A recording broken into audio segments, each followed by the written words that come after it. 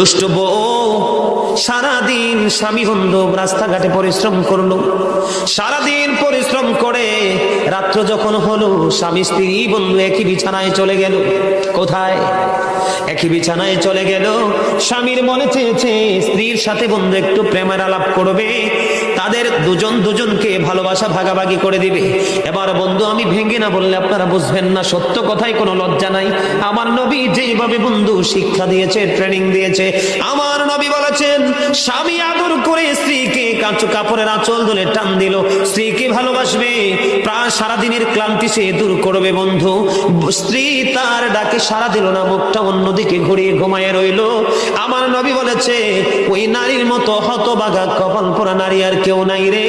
যখন সে মুখটা অন্যদিকে ঘুরিয়ে দিল, স্বামীর মনে বড় ব্যথা লেগেছে। বন্ধু মানুষের চামড়া বুড়ো হলে তাকে বুড়ো বলে না, মন যদি বুড়ো হয়ে যায় সে